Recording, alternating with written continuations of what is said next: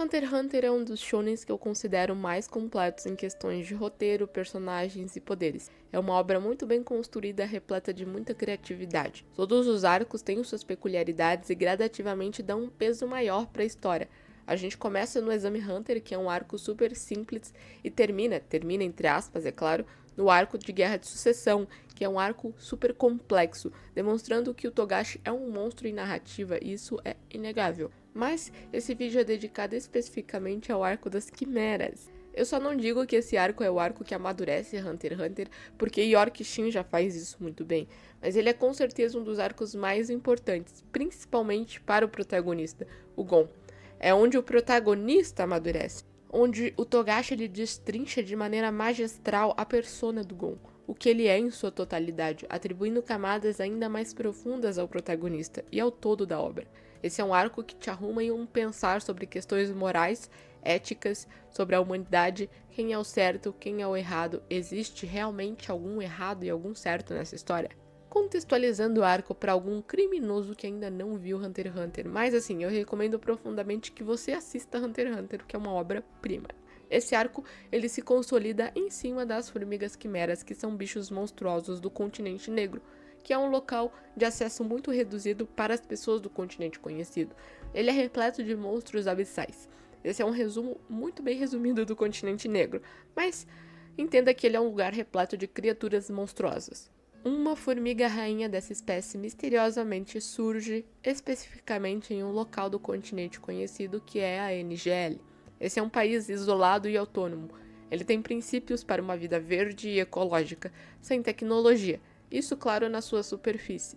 Mas em sua profundidade, esse é um país controlado pelo Gyro, que é um personagem bem específico que o Togashi construiu nesse arco. Ele conheceu o pior lado dos seres humanos e devolveu esse ódio em coisas que destroem os seres humanos, que são drogas e armas. Então ele usou o isolamento do país ao seu favor, construindo fábricas de narcóticos e armas. Mas o seu covil foi usado pelas formigas quimeras, que mataram todos para construir o seu formigueiro.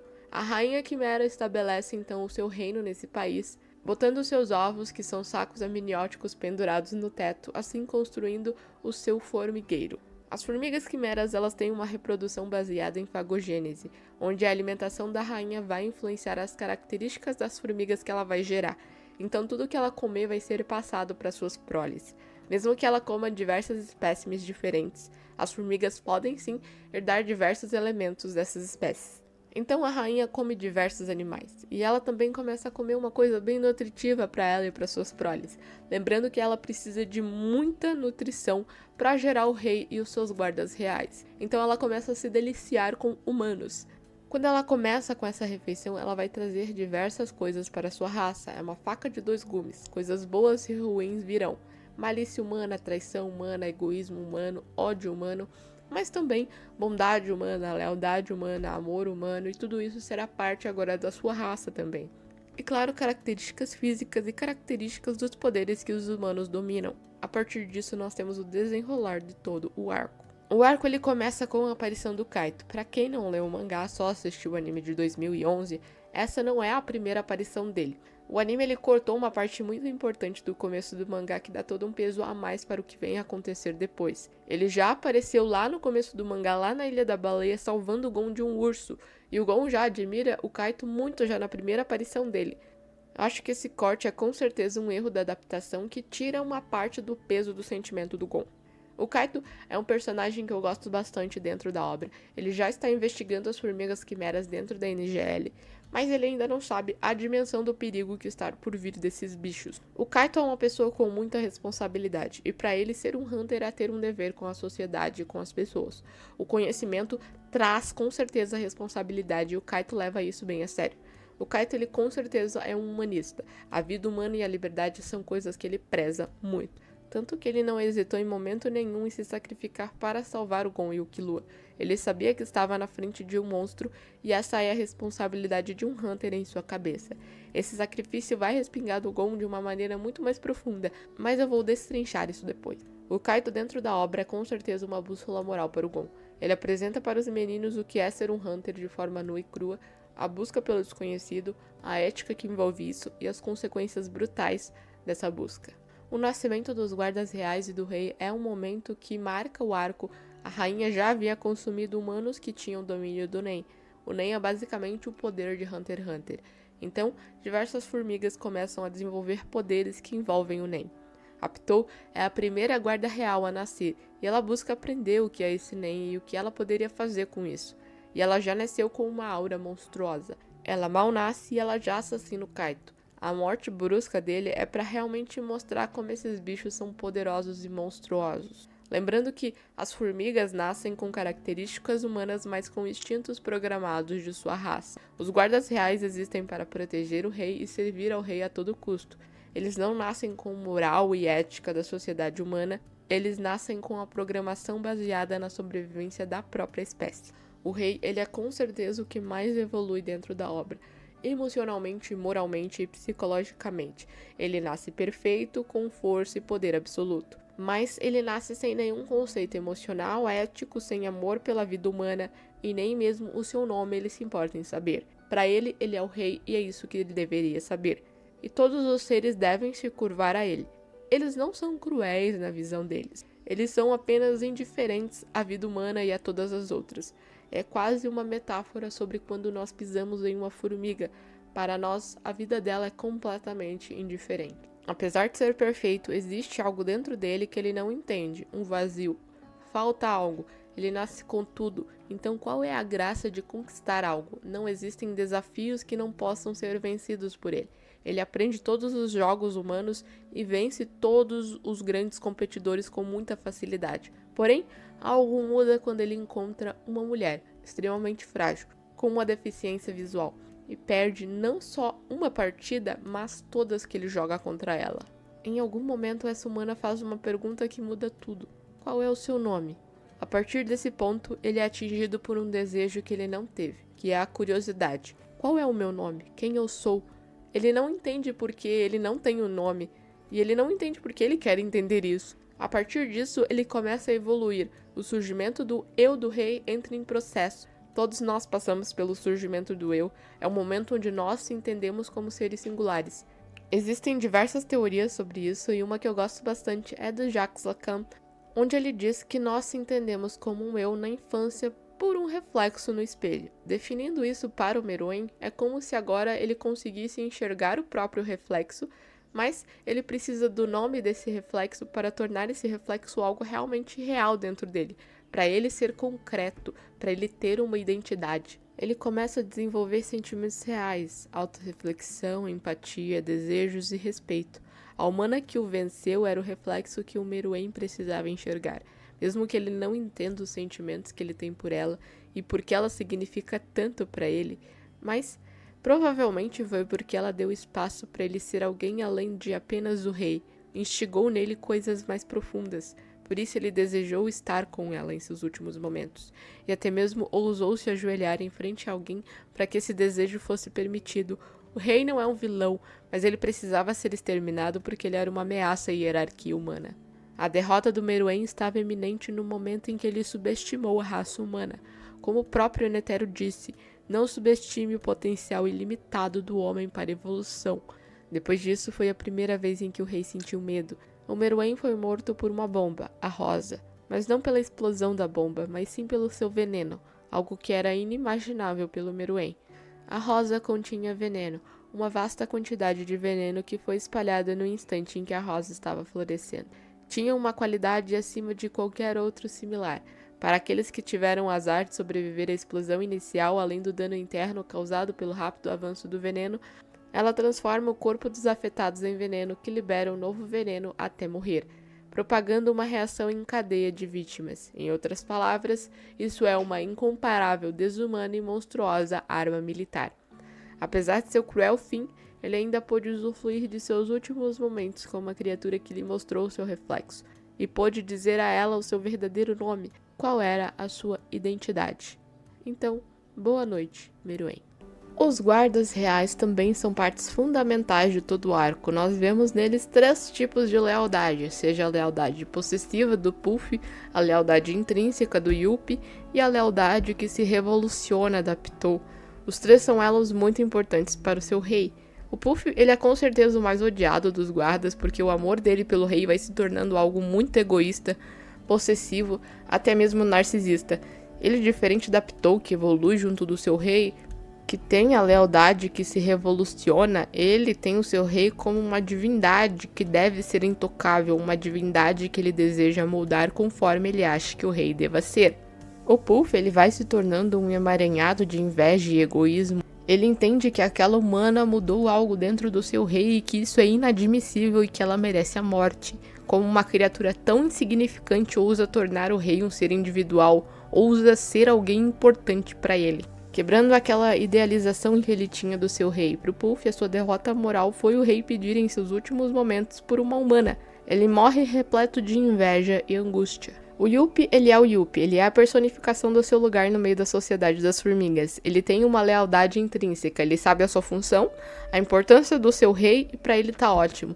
Porque ele necessitaria pensar em mais alguma coisa. Ele não precisa ter desejos próprios, ideias criativas. Ele só precisa servir ao seu rei de corpo e alma. Ele é o que eu mais gosto dos guardas reais. Ele é o próprio instinto da própria espécie. Mas ele não é burro, ele evolui emocionalmente, reconhece a nobreza de seus inimigos, cumpre até mesmo uma promessa que fez a seus inimigos, mesmo podendo matar todos eles. Ele entende que a força sem controle é fraqueza. O seu amor pelo rei é muito mais orgânico, você não vê o Yuppie criando ego, inveja, desejo, egoísmo. Ele protege o seu rei por ser seu rei e não tenta moldar o seu rei aos seus gostos egoístas. A Pitou. A Pitou é a guarda real de imensa importância dentro da história, ela é o estopim de todo o colapso do protagonista, mas além disso, ela é uma personagem que evolui junto do seu rei, uma lealdade que se revoluciona, se transforma. Quando ele mudou e se tornou empático com uma humana, ela se tornou empática também. Mesmo não entendendo, ela desenvolveu pelo seu rei uma preocupação com aquele ser indefeso e fez de tudo para salvá-la, porque era uma ordem do seu rei, e uma ordem do seu rei é absoluta. Ela até mesmo conhece o sentimento do medo. Quando Gon passa pela sua quebra, ela tem medo. Medo daquela criatura horripilante se aproximar do seu rei. E ela morre por essa lealdade. Ela não estava tentando provar o seu poder nessa luta, apenas tentando manter aquela criatura longe do seu rei, por amor, pela sua raça. Esse arco ele vem para desconstruir a visão infantil e idealizada que o Gon tem do mundo e do que é ser Hunter. O começo do Gon ele é repleto de sonhos sobre o quão fascinante deve ser um Hunter.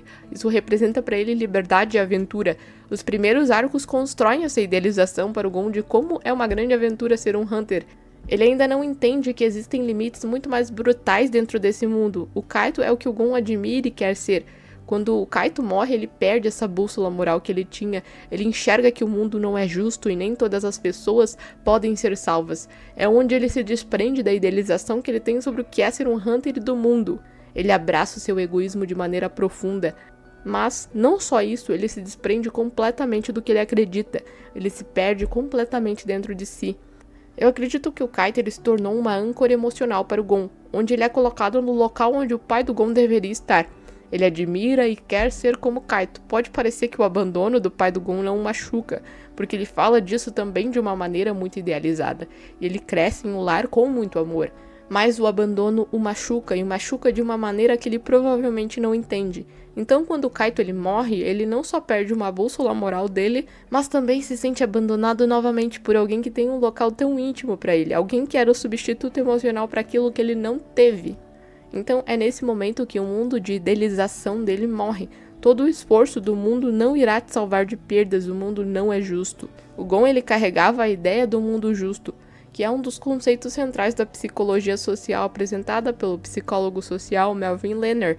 Essa teoria apresenta exatamente o que o Gon era, uma pessoa que necessitava acreditar que o mundo era justo, que pessoas boas recebem coisas boas e que pessoas ruins recebem coisas ruins.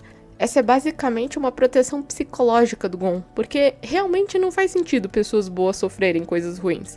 Mas o mundo é assim, injusto, e o Gon tem essa quebra, ele tem essa ideia de mundo justo estraçalhada na frente dele. Mas ele ainda tenta por muito tempo negar isso, negar que isso seja verdade, negar que o Kaito esteja morto. Para ele, aceitar a própria impotência é muito difícil. Alguém que era tão doce e acreditava que o mundo era tão justo, foi uma quebra de personalidade muito grande. Ele se desliga dos seus valores primordiais sobre bondade e empatia e se torna um ser apático e frio. Por reprimir profundamente a dor do luto, a raiva e o ódio se tornam ferramentas para ele lidar com a dor, como uma proteção emocional, destruir aquilo que me destruiu, causar dor àquilo que me causou dor, não se importando com as consequências para si mesmo, porque ele, primariamente, antes de culpar a Pitou, ele culpa a si mesmo pela morte do Kaito, levando ele para um cenário de autodestruição brutal, não só fisicamente, mas emocionalmente, porque se a culpa também é dele, ele também merece ser destruído. No momento em que ele vê o que a Pitou fez com o corpo do Kaito, como ela causou um ultraje tão visceral para aquele que o Gon tanto amou e admirava, como ela rebaixou aquele corpo para algo inumano, ele adentrou em um modo de fúria completa, onde ele simplesmente não aceita ser destruído e o seu desejo se transforma em uma vingança brutal. Ele não sente a tristeza do luto primariamente, ele sente muito ódio. Ele só vem a sentir a tristeza pouco antes de cumprir aquele assassinato e se autodestruir completamente, aonde ele chora. Esse arco, ele destrói seu protagonista de maneira muito visceral em sua identidade, em seus princípios. O arco que amadurece o Gon, que desconstrói o protagonista, que mostra que o mundo não é justo como ele pensava. Ele viu o quanto seu mundo era ilusório e agora ele ganha uma nova faceta, uma muito mais humana e real. O Gon com certeza é um dos personagens mais interessantes de Hunter x Hunter. Eu não falei do Killua porque ele é um personagem que cresce em todos os arcos de maneira orgânica e tranquila. Diferente do Gon, ele não tem um arco dedicado ao seu declínio, então ele não se quebra de maneira muito distorcida durante a história. Existem evoluções muito importantes do Killua dentro desse arco, como por exemplo se livrar do controle do irmão, e na luta do Ikalgo, onde ele faz um novo amigo. O Killua, nesse arco, apresenta claramente a sua evolução que foi acontecendo durante todos os arcos. Ele está centrado e consciente. O Gon e o Killua, eles têm evoluções muito diferentes, porque são personagens de contextos muito diferentes, apesar deles parecerem muito iguais. Esse é um arco sublime, repleto de muitas simbologias, críticas e metáforas. Não existem palavras para dimensionar o quão impecável é a construção de tudo dentro desse arco. Todos os personagens crescem de maneira orgânica, principalmente os vilões. Eu não acredito que os vilões são seres maus só por serem maus, e nem que os humanos são seres maus só de serem maus. Foram duas espécimes tentando sobreviver, mas claro que os humanos buscaram também manter a sua hierarquia e soberania do mundo de maneira egoísta. Mas não se pode resumir a espécie somente ao ódio. Se você nunca leu nem assistiu Hunter x Hunter, eu acredito que essa é uma obra que merece umas horas da sua vida, mas entre nesse mundo sabendo que essa obra está em hiato. Mas é inegável o amor absurdo que o Togashi sente pela sua obra e como ela é importante e como ela é impecável narrativamente. Mas é isso.